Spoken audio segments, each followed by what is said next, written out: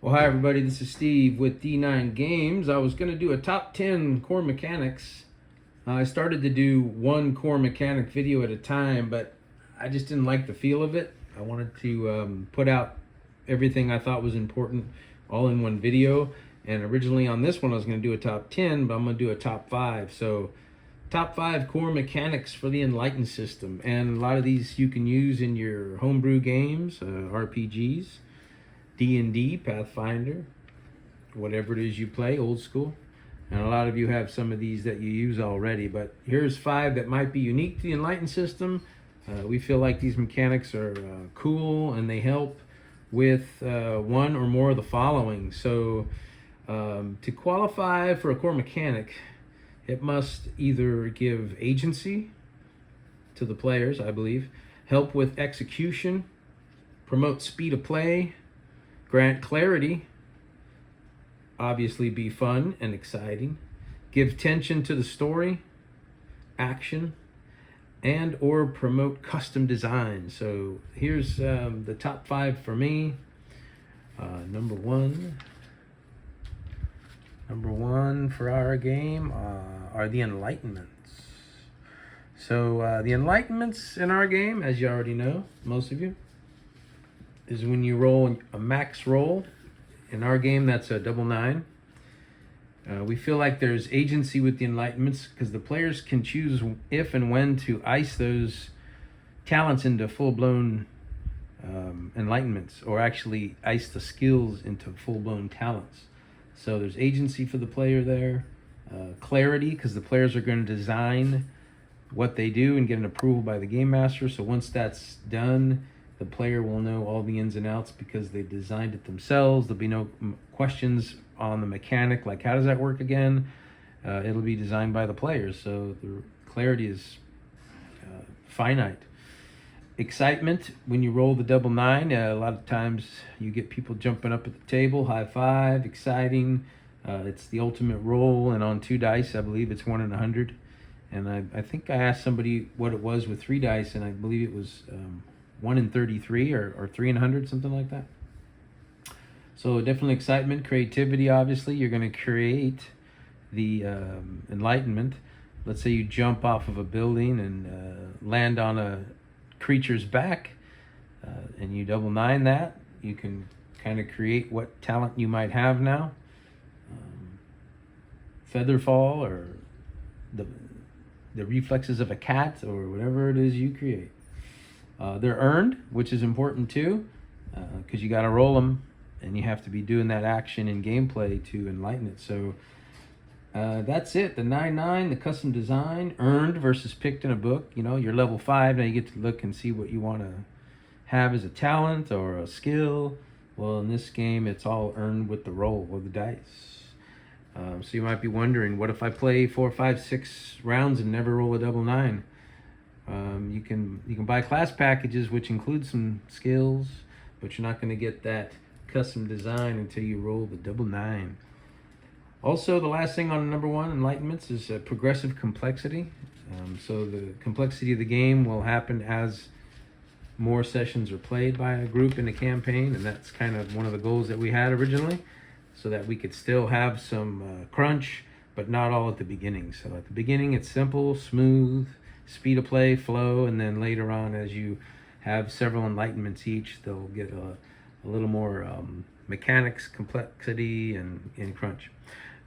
Number 2 of 5 is the health and healing system, which I really dig in the Enlightened system. Health and healing, of course, there's agency there. You can choose to strive and take a die of health and put it straight into the off season for an extra die of ease on an action. It's kind of like reaching deep down in your guts and your core and trying to make something happen. You can accept healing from a priest. If they're a low level, you might not accept the healing, and you might ask to wait till you get to a place where there's a more talented healer or some type of potion or something. Tension, for sure in this game, the health system's a little lower. I think the average level 5 player has about 20 health points, and you take a hit from a level 5 monster, and you're going to take 10 right there. So you can get 2 shot by a creature if you don't have any armor on. So there's definitely tension with our health system based on the low amount of health points. And then when you get to where you need to take a long rest or an off season, it can be a little tense trying to find your way to a place where you're able to take an off season. So tension for sure is involved. Flow, we use the little mini D6s to represent health at the table, so you can kind of look around and see who's got what, which is kind of nice. The priest can look around, see somebody down to 1 or 2 health, and he says, hey, I'm going to run over and see if this guy needs some healing. So flow is there for sure. Degrees of injury, like I said, sometimes you get healed and they come right back. Sometimes the health points stick around until a long rest, and then sometimes till an off season. So degrees of injury, you could have a nagging injury that might take a whole off season to heal. Off-season time's a factor. Mini games. So talking about the off-season a little bit, we've done that before. It also ties into health and healing. There's some cool little mini games you can play in the off-season while we are healing. And it also gives you choice and growth.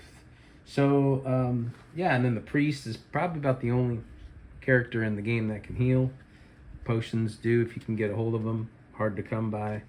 And then of course fear. So fear of the dying, fear of the low health. Number 3 on this one of the top 5 is the ease and difficulty system, which should be very familiar to any of you out there rolling with your advantage and disadvantage. We have multiple degrees of this though. We could have like 3 degrees of ease. You're going to roll 5 dice, take the best 2. 4 degrees of difficulty, you roll 6 dice, take the worst 2.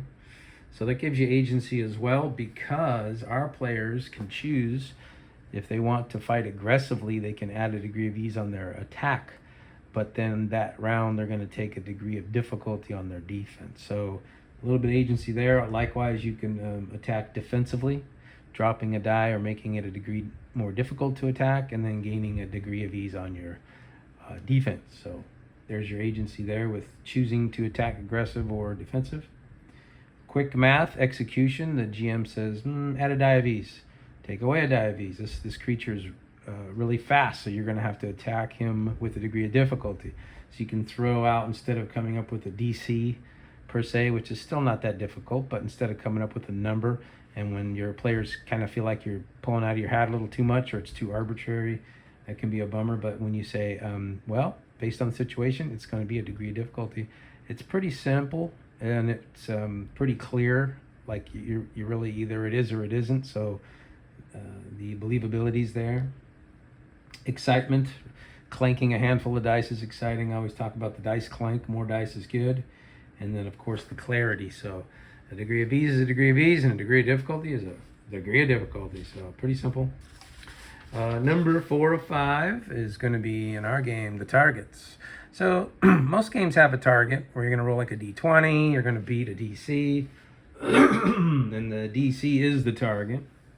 In our game, though, it's even more clear than that. On the player's character sheet are 4 targets. 1 is a physical target, 1 is a coordination target, we have a mental target, and number 4 is a defense target. So if I say, make me a defense, you know by looking at your sheet, there's 1 target number you need to match or beat to succeed. And in some cases, you can match or beat to see how well you succeed or how well you fail. And we'll get into that later. So targets, agency, yeah, you can improve the targets. You buff your spend points of progression or experience points, or pop, we call it in the Enlightened system, on your physical or your coordination or your mental, and you can raise those scores, which makes your targets easier to hit. So a score of 9, we always subtract it from 18 to come up with a target of 9. A score of 11 subtracted from 18 is a 7, so then your target is only a 7, and you're rolling by calculating 2 of the 10-sided dice, which we call D9s. Execution, obviously with targets, the execution is easy because your target numbers are sitting there on your sheet, like I said. Much more clarity, no DCs, it's just sitting there. Speed of play, you're already rolling, don't need to ask the GM other than maybe is this a difficult or easy. And then flow and tension, of course, but there's definitely no questions as to what those targets are because they're written in on your sheet. So that's one of the things that we use, which is a little different than other RPGs. is the targets. And the last thing we have, which is definitely unique to our game, number 5 on the Enlightened 5 core mechanics, is the ALM, or Adventuring Life Meter Rolls. And of course there's agency there, because the player, when they get to 1,000 pop, or I believe it's 20 seasons of gameplay, they begin to make these every off season, the Adventuring Life Meter Rolls. Now the agency comes into play when they get to choose which of the 3 stats to roll at 1 degree of difficulty, and which of the 3 stats to roll straight up, and which of the 3 stats to roll with 1 degree of ease. So that's their choice of what they feel is more important as far as a stat that might get nerfed. Now I'm probably going to edit some of the detailed mechanics of that. Originally it was whatever you miss by, your score freezes permanently at that number, but I think it's just going to change the max that you could ever have at that number. So let's say you have a physical score of 11, and then you roll your Adventuring Life Meter roll and you roll a 9. Well, you missed by 2, so now your physical is 9, but instead of freezing it at 9, I'm going to say that's your new max. So it can never be higher than 9, so that when you get to the next off season, you might fail again and then drop it even lower. So people think that's a little rough, but I think it's good, because at about level 10, 11, 12, you kind of want your campaigns to wrap it up anyway. But if they want to keep pressing on and playing, that's great. They can come up with some kind of role play reason why their physical is frozen at a 7 or something, or it can never be higher than a 7. Well, maybe they've just got arthritis or something, or maybe their physical is stuck at will never be higher than an 8 or a 7 or a 6. Well, they got a bum knee or a bad back, stuff like that. So it kind of puts some time into the game, some retirement type features into the game. Definitely tension, because time's on your side. How much can you get done? How strong and how powerful can you be by the time you get to 1,000 pop and starting to make these rolls? So you can prepare for these over time by increasing your stats and maybe finding some artifacts.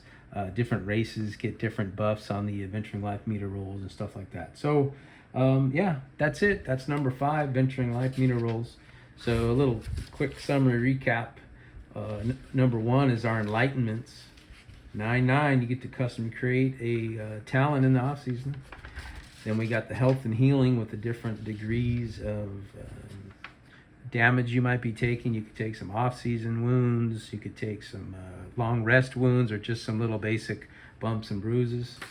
Number 3, the ease and difficulty system with the different degrees, and that makes it a little smoother and easier on the fly than the DC system, in my opinion. The targets, something that needs to be matched or succeeded on, that are right on the player's character sheet, so that there's no confusion there. And then number 5, the Adventuring Life Meter rolls, which adds some time and eminence and some just some kind of a challenge. Really gives you a challenge to see how powerful you can get in before you get to level 10, so that you can handle these off-season Adventuring Life Meter rolls. So that's it for the top 10 Enlightenment core mechanics. Till next time, everybody. Peace.